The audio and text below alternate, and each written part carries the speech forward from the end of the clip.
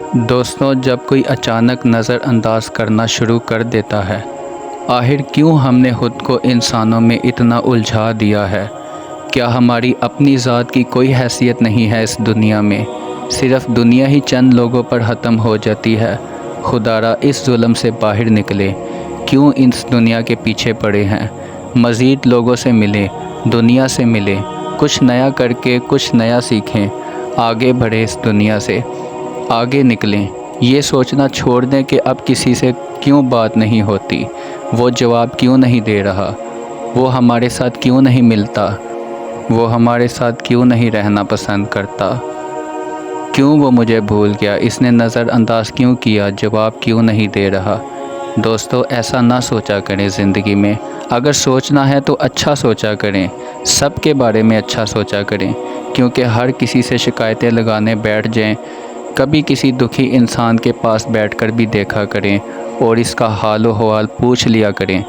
کبھی صاف دل سے بھی بات کر لیا کریں اور کوشش کیا کریں سب کو اچھے اور نیک کاموں کی نصیحت کر کے اس کو بھی اللہ کے قریب لے آئیں۔ میری آنکھوں نے چند خواب دیکھے ہیں دوستو، لیکن حالاتوں نے ان خوابوں کو توڑ دیا ہے۔ میں نے منافقوں کے گرد لوگوں کے بہت سے ہجوم دیکھے ہیں، اتنے ہجوم دیکھے ہیں کہ آپ سوچ بھی نہیں سکتے، لیکن اللہ پاک کا بہت کرم ہے، لیکن مقدر نے مجھے منافق سے بچا لیا ہے۔ سچائی کے رستے پہ چلا تو ہجوم میں لوگ خود غرض دکھے، کہاں کہیں میں چھپا روتا جہاں دیکھا، دردوں کو مسکرات میں چھپاتے لوگ دیکھے، لیکن یہ ٹوٹے خوابوں کی گرچیاں لیے میں جہاں جہاں سے گزرا، لوگ مطلبی ہی دیکھے، لیکن اب دنیا کا دکھاوا بھٹکاتا نہیں مجھے۔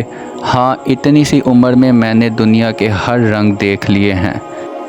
آج ہم نے سب کچھ ہی اس دنیا کو سمجھ لیا ہے اور اس دنیا کو جنت بنانے کے پیچھے لگے ہیں ہم۔ اس دنیا کو اتنا زیادہ دل پر نہ لیں، کیونکہ یہ دنیا آپ کی نہیں ہے، یہ دنیا کسی کی نہیں ہے۔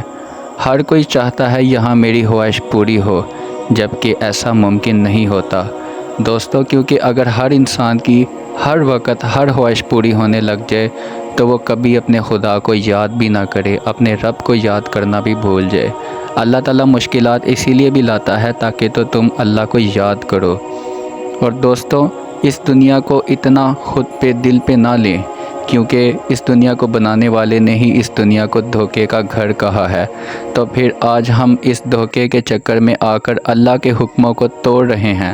اپنی زندگی کو اللہ کے حکموں کے مطابق گزارنا سیکھو، تاکہ اس دنیا میں بھی اور مرنے کے بعد بھی سکون سے گزاریں۔ یقین مانو، نافرمانے والی زندگی میں کوئی سکون نہیں ملتا کسی انسان کو۔ اپنے آپ کو اللہ کے حکموں کا پابند بنا لو، تاکہ دونوں جہاں میں آپ فلاح پا سکو۔ اکثر چپ رہ جانے والوں کے بارے میں یہی خیال آتا ہے کہ وہ ہار گئے ہیں ہم سے، وہ ہم سے پیچھے رہ گئے ہیں، اب وہ ہم سے آگے نہیں نکل سکتے۔ ہماری باتوں کے جواب میں ان کے پاس الفاظ نہیں ہیں، ہم نے ان کو لاجواب کر دیا ہے۔ لیکن دوستو، نہیں، ہرگز نہیں۔ کبھی بھی چپ رہنے والے اور ہر بات کو جلدی ختم کر دینے والے یا پھر کڑوے جواب دینے والے صرف اپنا آپ وہ آپ کے سامنے توڑنا نہیں چاہتے، وہ آپ کے سامنے بھلائی کی بھیک نہیں مانگنا چاہتے، آپ سے اپنی حالت پر افسوس نہیں کروانا چاہتے، اور بدلے میں بے مرمت کہلا کر برا بن جانے کو دیکھ کر بھی وہ بہتر ہی سمجھتے ہیں خود کو۔ میں ہمیشہ سے دوستو یہی کہتا تھا کہ کبھی بھی کوئی انسان کسی دوسرے انسان کے لیے نہیں مرتا، یہ تو بس سب کہنے کی باتیں ہوتی ہیں، ایسا زندگی میں کچھ نہیں ہوتا، کیونکہ میں نے کسی کو کسی کے لیے مرتے ہوئے دیکھا ہی نہیں۔